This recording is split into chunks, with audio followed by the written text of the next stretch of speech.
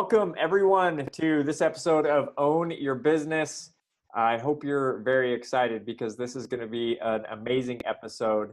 Everyone is always looking for how do we sell more of our products? How do we be better salespeople? Or there's a lot of people that are like, I don't want anything to do with sales, and they want to get as far away from it as possible. And so our guest today is a good friend of mine. I'll give a little bit of an intro to him, and then I'll let him introduce himself. But we're going to talk about all things sales, and specifically the Challenger sale, which you may have not heard of. So this is going to be really informative for you. But Adriano Etlin, we worked together at a research firm several years ago that just got bought by Gartner, actually. And Adriano was a facilitator there where we literally sent him all over the world to coach and teach the senior leaders of some of the biggest companies in the world. So this guy knows his stuff inside and out, and he now is still traveling the world helping to build sales teams and helping sales leaders understand how to develop their salespeople into what we call the Challenger sales. So it's going to be a really good, exciting opportunity. Adriano is also a fellow Ironman triathlete. So I'm excited to have him on. Adriano, welcome today. Thank you very much, Jared. It's a great pleasure to be here in your. Thank you very much for the invitation. I feel the pressure on my shoulders because you introduced me so nicely, and sure, we will have a great session. And I think because that Challenger module and that Challenger construction is a very, very interesting one. There might be some surprises coming out of that research-based concept on thought, hey, we are developing our people in the right way, or we are looking for the right things in our people, making sure they are able to sell our products efficiently, effectively, and kind of sustainably. And through that research, there might be a couple of surprises coming up here as well. It has a lot of analogy with our triathlon training, right? There are so many ingredients that you can put together in order to become better, in order to become stronger, in order to become faster, in order to recover faster, right?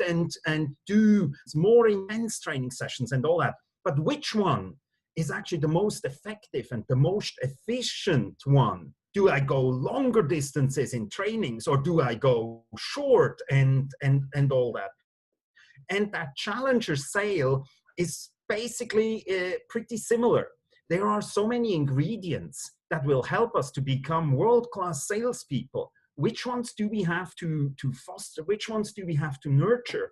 And which ones do we have to develop our people in? We already are feeling of your passion for this and excitement for this, which is why I had you on, because not only do I love talking triathlon, but I also love talking sales, and I love people who are passionate about what they do. So before we get into what the Challenger sale is or some of the research, tell us where you're based out of, because I know you're in DC right now, but you don't live there. And then tell us what it is that you're doing kind of on the day-to-day basis. Well, actually born and raised in Switzerland, and live again back home in Switzerland.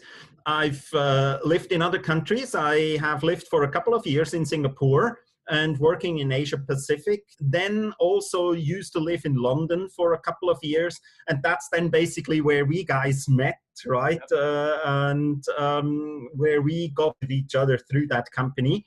I was always involved in people development. I have a degree in economics, but I also have a degree in teaching economics. As if that would make a difference, there you go. But it actually. I never was interested in teaching at the university or so, because that seemed to me at some times a bit too boring. I wanted to see the world. I wanted to experience, like, hands-on, what are people working and how can we improve and make that work and those relationships more effective, more efficient. And so one of the best ways to do that is really visiting different industries and different approaches. And interestingly enough, to those people that say, oh, I don't want to have to deal with sales or something like that. I'm not a salesperson. Our whole life involves sales.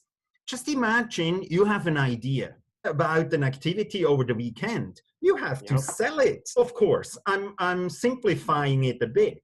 However, if you want to make sure your whole family gives you applause for your suggestion for a weekend activity, the principles are pretty similar to even complex sales situations in business. Oh, those people that say, oh, I'm not a salesperson, I don't want to be involved in sales, they miss a very important issue. A lot of what we do is actually selling ourselves, selling our ideas, selling products. I try to teach this to my 6-year-old all the time, that selling is not just asking over and over and over again. There's more to it. You've got to point out what's in it for me. You've got to think through like what I actually want. So break down for us, if you will, the challenger model. What is it for people who have never heard of it? What is it? Where does it come from? And why is it so important for us to know about? I probably need to talk a little bit more about the story in itself and the setting of the challenger, right? So basically, what you want to do is you want to build a sales force that hopefully of a lot of sales stars, right? Now, when you look at your bench, we want to categorize people very, very often. So sales departments also do categorize them. However, sometimes the categories or the criteria they use are not very helpful. Two gentlemen, Matthew and Brent Adamson, who are actually from the corporate executive board, are involved in a lot, very deep research about what makes people successful sales force contributors that have sustainable success. And we are not talking about like a little bit better or so. We are really talking about a big leap so that they are sustainably, remarkably better than the average performer. Now, what they have done is they have categorized different sales people. Now, when we look at categorization, we gave them names, right? So, of course, then challenger is one. Then, like the relationship builder, then we have the lone wolf, right? And we all know those guys. They go out on their own. They are creating lots of opportunities, and they are dealing with their clients, and nobody knows exactly how they are doing that. And so there are different attributes or traits that they display. Then we have the hard worker, right?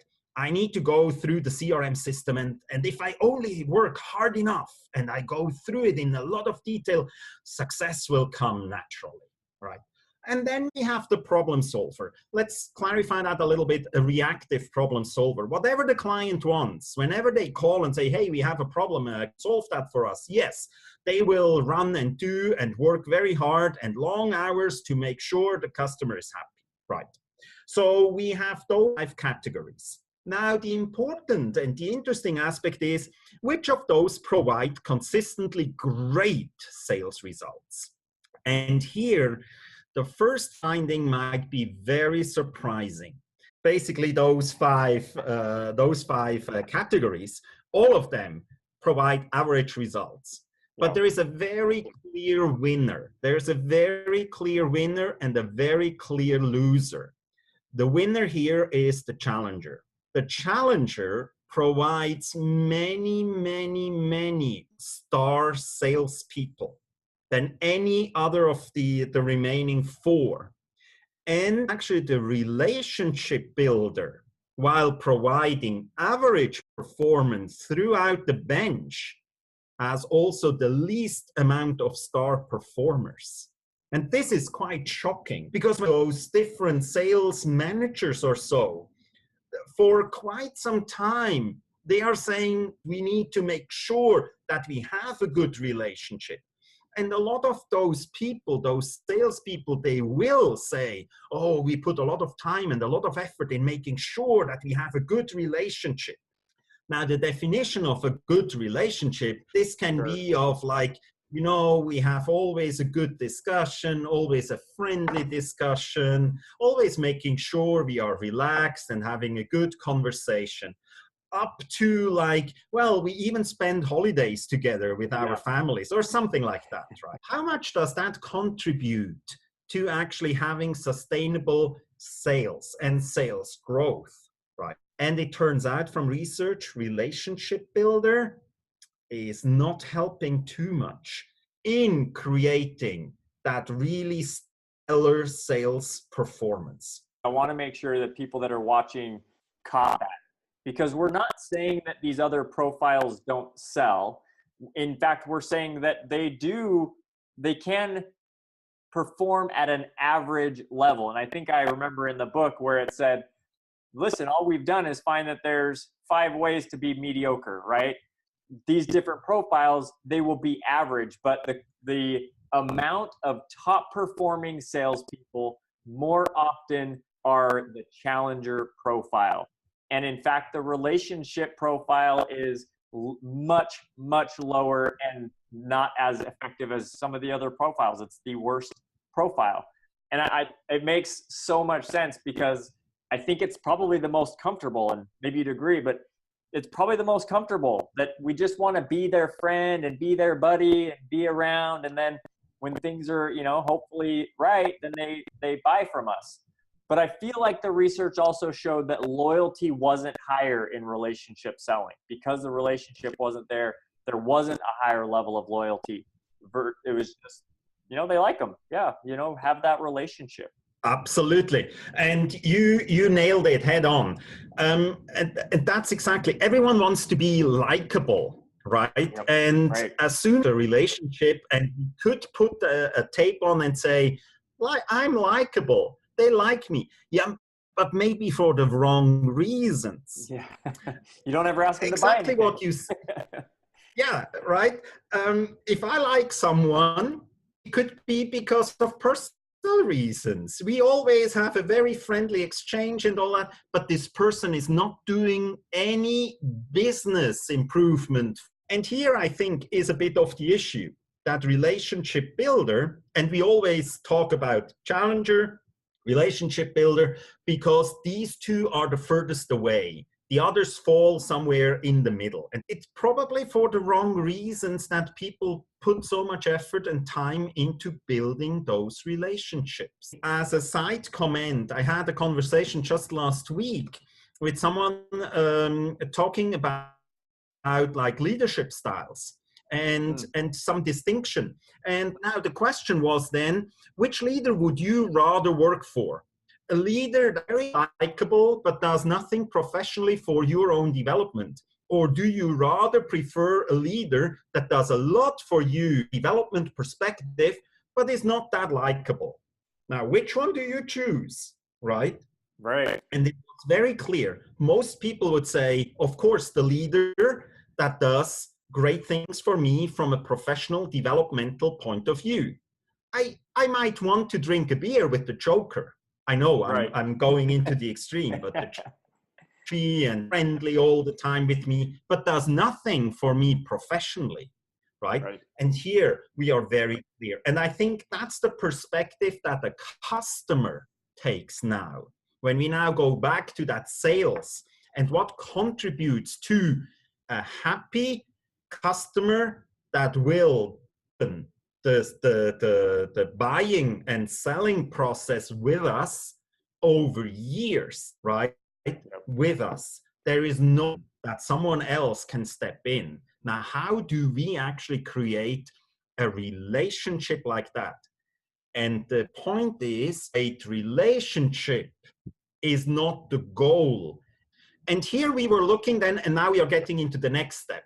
So, you mentioned the word customer loyalty. Why are they buying from you? What is the driver?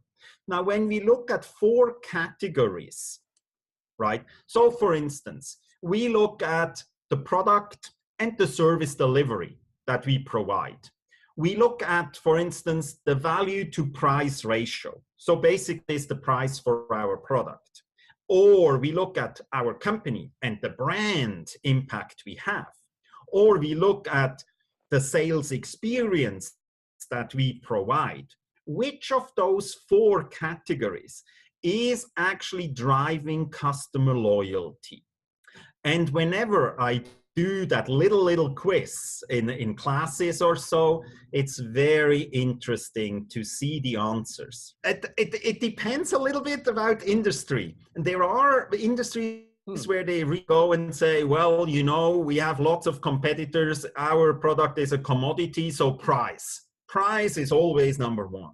Well, even in those areas, and that's a surprising thing, even in those areas, it's not necessarily price. There is a very great saying, absolutely great saying, which is, only if there is no other value, price becomes a value. We have to definitely work out what is the value of the product to the customer, and price comes always in last. And in that, price is actually the smallest of those drivers. So in that sense, 9%. 9% of loyalty can be based on value to price ratio. So neglect it. Don't worry about it. Yep. Yeah, exactly. Unless you are not able to describe other values that your product provides. Then they jump to price. Number two, and that's very interesting, people very often overestimate the company and the brand more and more. This is replaceable, I should say, yep. Right? Yep. So about 19%. And then they are very proud about their product and, because of the relationship builder, about their service delivery. Right? We are very happy. We have the best product and the service around that we deliver. However, and now we have three of those four we have mentioned. They account for 47% of customer loyalty. So one driver accounts for 53%, right? Which is the sales experience. So that the customer says, my sales experience, these guys, is so distinct and differentiated, and it helps me to run my business much better, that I will stick with those guys. That's the loyalty driver. Absolutely. Right. So, and for a moment, I probably need to let that sink in. It's the sales experience. All of those come together though, right? Because you want to be able to speak to your value so that you don't have to haggle on price. You want to have, you know, the good relationship. All of those things are still components of it, but clearly what you're saying is, listen, people want to feel like the sales experience is beneficial to them. It is helping them actually move the needle most, in the ways that they need. And sometimes I think we want to go in, we want to talk about our differentiators and our value proposition. And while we need to know all of that, we need to know more how it applies to the clients that we're trying to sell and truly support. Absolutely. And I mean, you can look at very, very small businesses, or you can look at very big businesses. You can look at very simple sales transactions or very complex sales transactions. At the end of the day, the buyer they want to walk out of the deal excited and knowing that's the best deal, right? Yeah. Yep. Of course, with lots of different components. And if you look at what provides that feeling, it's really about that sales experience. The price very often is a non-issue, right? Yeah, and I think more and more this day and age, you can't haggle on price because there is always two tiers down. There's always another competitor who's entering in the market. I mean, you think about Clayton Christensen and disruptive innovation, where people are trying to get into your industry by offering a smaller, cheaper, simpler version than what you're already offering. So it can't be about price. You've got to stay as far away from that as you can. And so this experience and the challenger sale is the way to do that. So break that down for us. What is that challenger sale? What are the components of that? And then maybe we can compare and contrast of how that looks versus what some of the traditional approaches are. Challenger. There are actually three major activities that we need to try to master. First of all, teach. Teach for differentiation. That means don't shy away from trying to teach your customers. Teach to them what the product can do for them to run better businesses. Then tailor it to their specific situation, tailor it to their specific industry. And the third one is take control of the sales cycle. Don't let the customer take control of the sales cycle. You control the sales cycle. Now, 3 steps require proactive handling. It requires preparation, of course. When we say we want to teach like commercial insight, right? We need to be very good at asking great questions. So for the salespeople here, just check on yourself. How much talking are you doing when you actually talk with your customers? How many questions do you ask? How much do you let them talk to give you great information? Now, this is a discipline in itself, but you can practice that. Try to limit yourself basically on, let's say, 5 questions you want to have answered on, and let them do the talking. That requires you to ask very clever questions, so that you ask one question and they will talk for 10 minutes. And that's the beautiful thing. Let them do the talking. You see, we need to kind of make sure that while we teach them for differentiation, we want to create a situation where they immediately talk and feel walking into a kind of minefield. So that means that you create some kind of tension with them by saying, okay, go on. Is that a good feeling? Are you kind of covering all the risks, things like that? What about this key metric? Are you happy with the key metrics? What are your competitors doing? How do they see their key metrics? Are they much better, much lower? And what are your goals? Do you feel like you are in control and things like that? That at a certain point, direction where they feel like, uh-oh, am I looking at the business the right way? And nobody ever told me about that blind side. And that's the chance where we teach. So have you ever looked at your business from this area? Have you ever looked at the business from the left-hand side? Mm-hmm. Or what about where you spend time? Have you ever looked at funding this side of the business a bit more and less somewhere else? And that creates constructive tension. Let me quickly go back to the relationship builder. Remember what we said about the relationship builder is, oh, it's fantastic. We have a wonderful relationship together. We feel we have a good conversation. That usually is a soft conversation where nobody steps on the other toes. Creating tension is exactly the opposite. Without blaming anyone or so, but kind of hinting, you know, you might have a blind side. And of course, I know everyone out there, you are doing that in a very charming way. Charm always goes a long way, right? I love that, and I wanna just step in because in my own experience, what I've seen, and even before I worked at CEB with you, I was in sales for a long time. And so what sales typically Yeah. looked like to me was people would go in, they would do discovery, which meant that they asked 5 or 6 questions.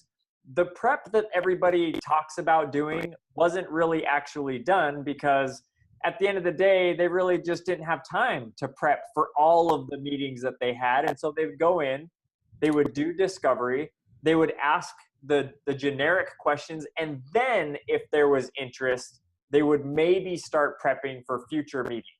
If that stakeholder was interested enough to continue the conversation. And so I love that what you're talking about is actually doing that prep, coming in, and then that discovery is targeted towards things that actually matter to that person. So for example, like you said, hey, your competitors are doing this. How are you responding inside your business to that? Right? And obviously we want to make sure that's a relevant question to the product that you sell, to the service that you're trying to provide, to stoke and make them think about it. But ultimately, those types of questions that, hey, your industry is declining by 5 or 10%. What are you guys doing to make sure that you're not shrinking by that much?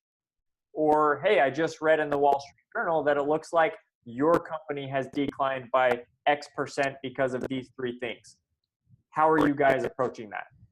Those are the questions that are more geared towards creating that tension versus, hey, how are you guys measuring success? Or what's going really well in your business? Those things that we like to talk about because they're warm and fuzzy, but they're not actually like digging into, hey, I don't care what's going well in your business. I want to find what's struggling in your business, and then I want to help that feel better, improve overall. Correct me where I'm wrong. You're the pro here, but that's based on my own experience. No, you are wonderfully describing what happens. Probably to add on, a lot of salespeople are way too quickly jumping into what their product can do so wonderfully, right? What are the ingredients of their product and things like that? You know what? Don't waste too much time on that. It's usually the area where we feel comfortable doing the talking, right? And it's some kind of showing off to the customer, which is not really of interest, right? Of course, it's good to establish ability and all that. But again, let them do the talking. If you want to show off, then you are not in the sales profession, actually. Then you need to go into a quiz to win a prize that you know so much about the product or so. What you said is preparation. When I ask them, so how much time do you spend in preparing for meetings with customers? How little time they actually invest in preparing. However, it's also interesting, right? When you look at it, that people don't find time and all that. And you said something very interesting. They will only invest time if a second chance. That if becomes more and more bigger and bigger. Yep. Because you are very, very lucky to get a second chance, right? So when you say, well, preparation, I'll figure my way within the meeting, right? You are prepared to fail, right? If you make preparation, you prepare for failure. If you are actually saying, you know what, if I fail in that meeting, I will then correcting that mistake. That means you have to set aside time. Right. Why don't you set aside time before, in the first instance, prepare and then go into the meeting? That's exactly the same. Yep. Because it's hardly ever happening that you go into a meeting unprepared and you are very successful. It's not. That's like trying to win the lottery, right? And I would never, ever advise. invest that time for preparation.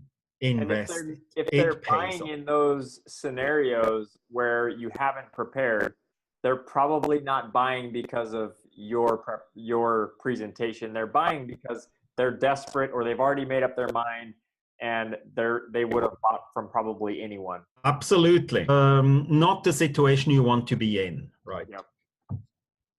Absolutely.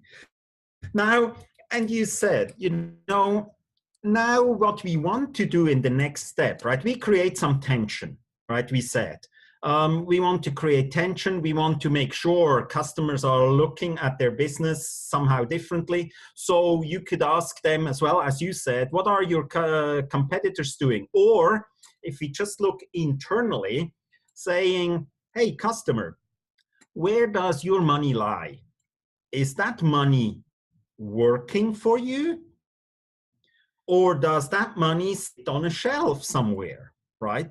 And if you can help the customer see, oh, if I don't change, that money sits on a shelf and does nothing for me. So there is no interest coming back from that money. And you actually show them you could invest that money differently in a much better way, and that money works for you, right?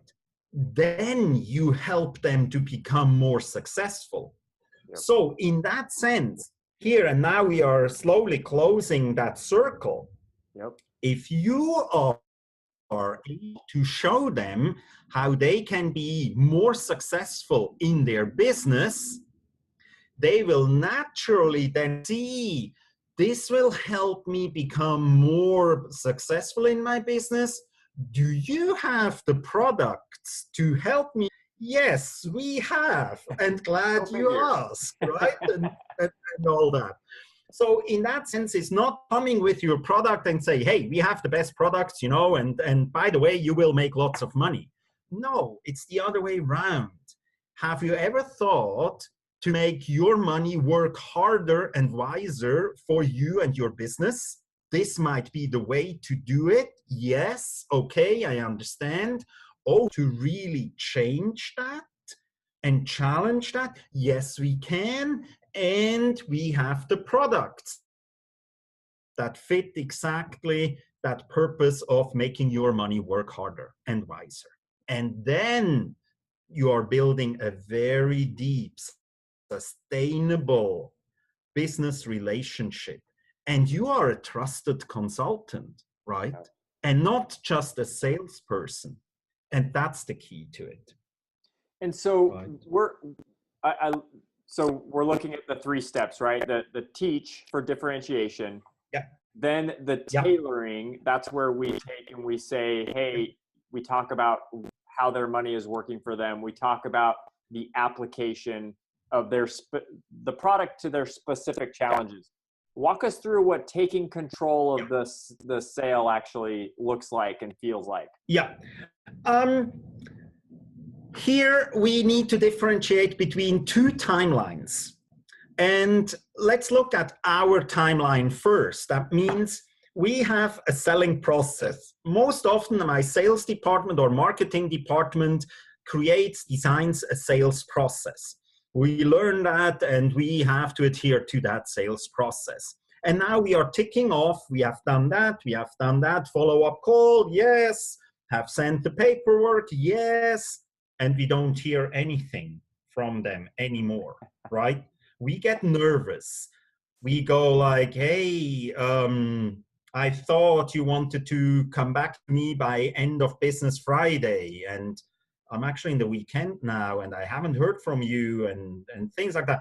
So thoughts are going wild, right? And the issue is, we probably tend towards looking into own process as being so important to fulfill that process and these process steps. However, getting to the decision means a positive sales decision or buying decision. We need to be aware of their buying process. And that's a good indicator. So asking the customer or the client, so what's your buying process? How many stakeholders do you need to and getting their formal okay or agreement or so? Then what is the next step? Learn as much as possible about their buying process. And then you help them to go from step to the next step to the next step. They might need information, need help from you as well. Should you call another stakeholder or not, and things like that. And that gives you a much better indication about how successful you are in that process already. Your sales process is for your internal issue, but really telling you how successful you are is their buying process, right? I feel like you're implying subtly that salespeople are impatient, Adriano. Is that true? So I missed that word actually. No. In what? In Impatient. They're not patient, which I think I'm making a joke. Salespeople are sure. incredibly impatient, and what's interesting, it's kind of a paradox because they're impatient to the point where they want it to happen that fast, but then they're also too patient where they're not asking those questions to follow up and make sure, hey, when is this going to happen? What is that process? What is that next step? And so it's almost like we just want that sale so bad that we're not willing to, we just want to wait and we want it to happen, but we're not actually crossing those T's, dotting those I's so that we're all collectively on the same page. So love that idea of take control, make sure you understand what hoops do they have to jump through. And you are spot on here. And if you are putting too much pressure, every buyer realizes that you want to have that signature under the contract immediately because it counts towards your goal by the quarter or year-end goal. And every customer realizes that. They are aware. They are not stupid. They know that you have such goals. However, when you push me, and I'm sure you and everyone else has experienced that the salesperson, no matter what, it could be a house, it could be a car, it could be something else, and they want you to sign now. You go like, hang on, something's going on here. Hey guy, give me a break. I need to talk to my wife first about buying that car. And I don't like it if they push me. However, if you do it differently, if that person understands that I go and consult with my family, or I consult with the CFO, with the CIO, or something like that, I can even help them and say, by the way, next week when you go and consult with your CFO, let me tell you, it would be good to mention this, this, and that. Mention maybe this aspect and the other aspect, and so on. So have you already those meetings in your calendar? When exactly are they? I will send you the ammunition for that conversation the evening before, right? And then you have it on your calendar as well. And they don't feel pressured, but they feel like you are taking care of them. You are contributing, right? And that's Partnering. much, much more helpful, right? Yep. Yeah. And I mean, you also position yourself because, like you said, if they're working with other stakeholders, which depending on the type of product you're selling, there are other stakeholders, and you have then the opportunity to say, what concerns do you think they might have? What concerns do you think your wife will have to saying yes to this, or your CFO will have? And then you get to hear how they would articulate that person's concerns, to which you can say, well, how would you, based on our conversation today, how would you address that? How would you help them understand the value of this? And then you can kind of coach them to actually go and be a better advocate for your product than they would if you just kind of pushed them out and said, okay, let me know when we've got everything signed. So it is that extra level of care and thoughtfulness about the sales strategy. And while it's a sales strategy, it's also, in my opinion, it's an honest way of doing business versus just trying to sell somebody on the, your value proposition and hope that they sign. and then after the fact, you kind of walk away and say, yes, we got the sale. I would rather it be something that they do truly feel, as you said, a trusted advisor, a consultant, a partner who really is looking out for their best interest. And that's no doubt why loyalty goes through the roof. We value that in other people who want to help us. So the challenger sale, even though it sounds challenging, it's really about being that trusted advocate for them. What kind of feedback or resistance do you get when you're coming into these sales organizations and you're saying, I'm going to help you be a challenger seller? What is that? What are the biggest challenges that people have with being a challenger?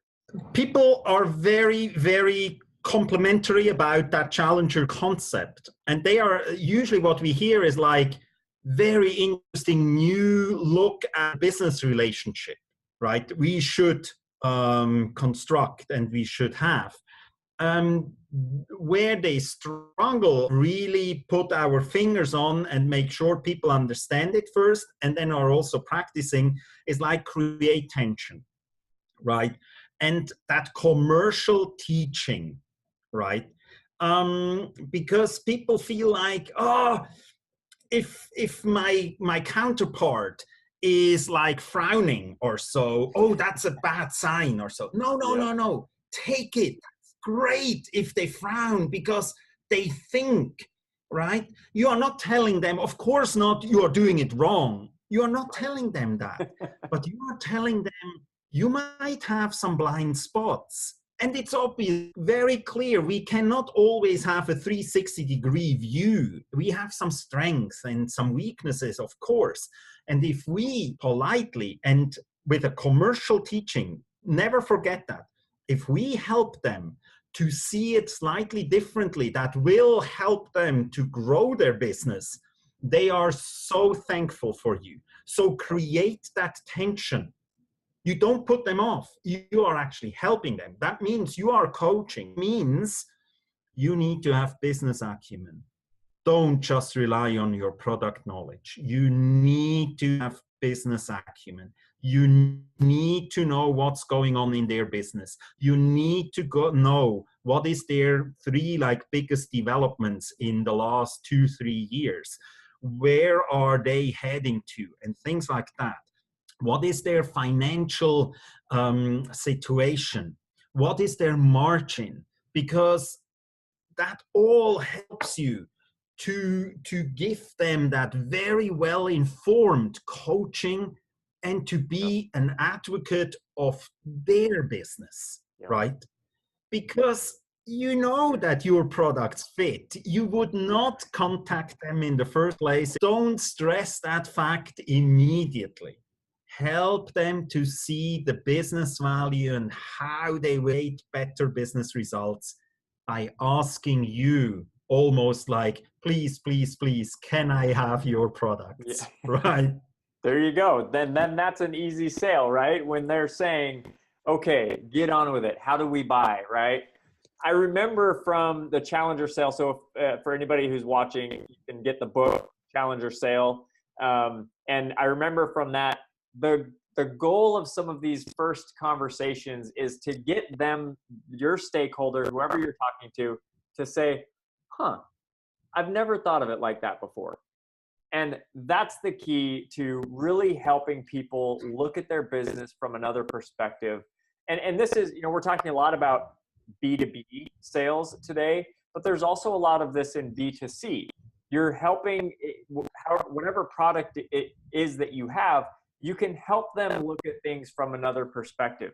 And if you've been doing it for a long time, you've got a product that you've been selling for a long time, then you probably know some of the downfalls of not having your product more than the person you're talking to. And so you can help them see some of those things that will happen if they were to not purchase, and identify those as ways to then leverage and help them see the value as well. So love the entire Challenger model.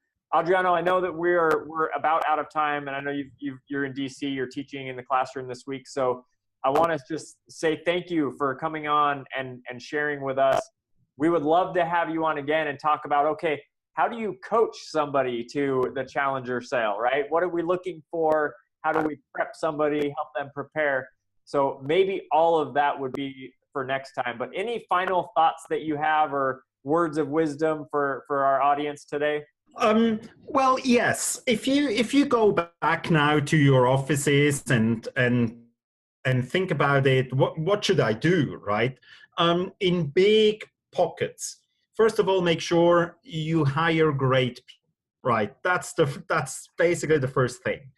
Secondly, don't try to streamline everyone. You will have that lone wolf in your team. Make the best out of them. Here and there, some aspects of the challenger will make them even more successful, which is great. Thirdly, encourage them to actually have conversations first to gather a lot of information business-wise. Do not show your products and show off and saying those are the best products, right, for you, because that has that taste of they just want to push through that contract. Don't.